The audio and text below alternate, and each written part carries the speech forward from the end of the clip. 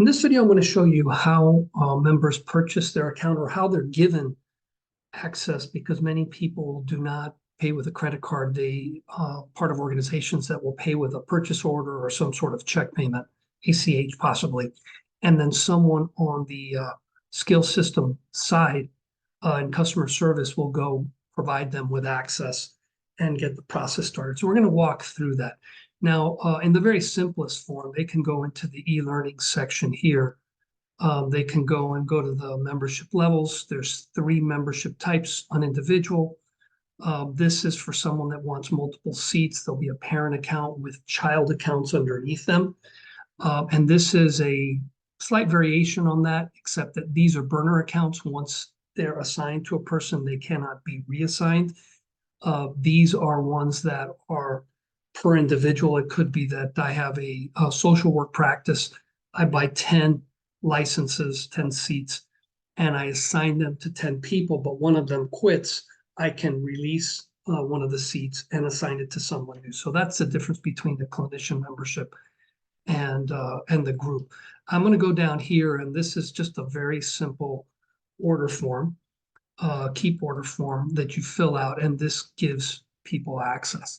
Now I'm going to go onto the back end. I've created a test account here, and this is how a lot of people are given access by the skill system customer support team. They'll go in here. We've created an internal form.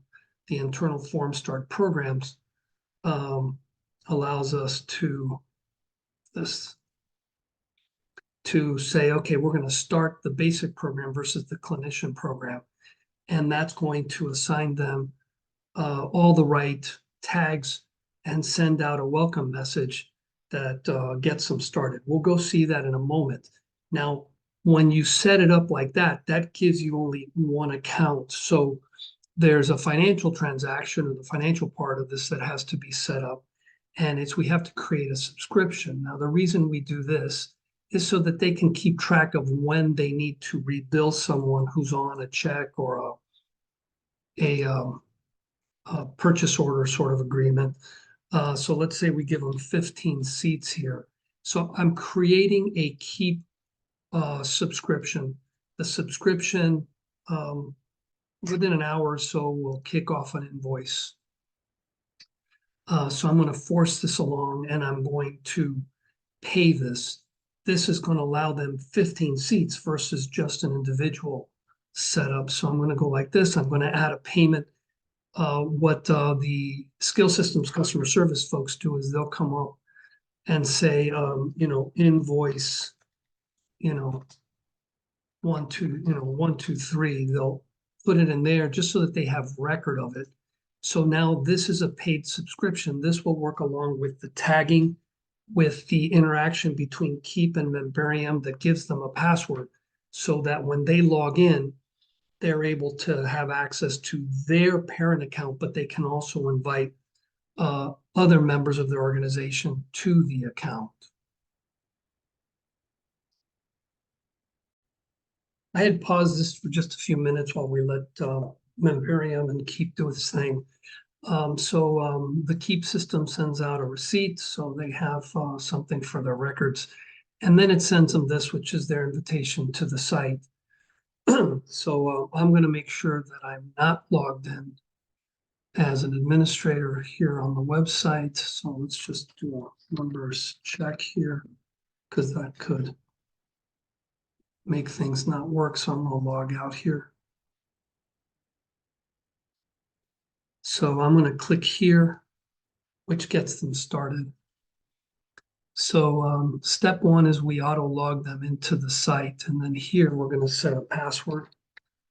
I'm just going to set a very simple password. So I get to create my password. We get to go to the home page. And in case they have any questions, they click here. We do want them to fill out a disclaimer. So there's plenty of legalese here for them to go through. They'll submit there.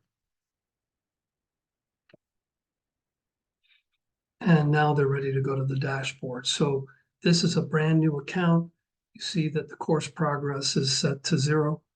If I go over here to my accounts, you'll see that if they go to manage their members, they have 14 seats. So the parent's seat is counted as one. They purchased 15, they have 14 to go. Now, what I'm going to do here is I'm going to invite a child account into this. So I'll just say George test, and this will be George child one. No.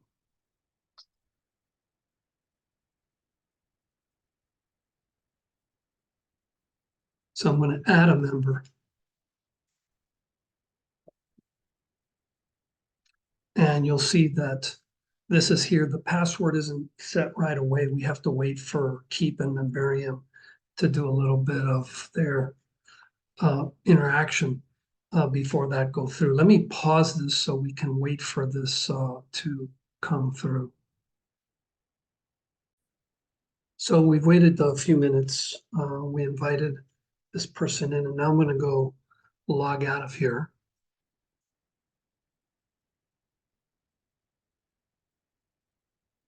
And I'm going to go and I received this email. So this email is the child account. They get a message. It's slightly different than the one got by the parents, but they have the same process. They click here. This auto logs them in. It allows them to set their password.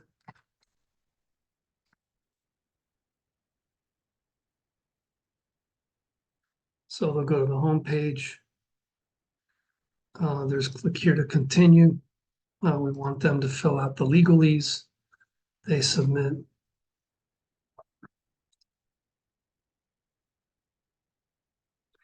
And so they're ready to go in here.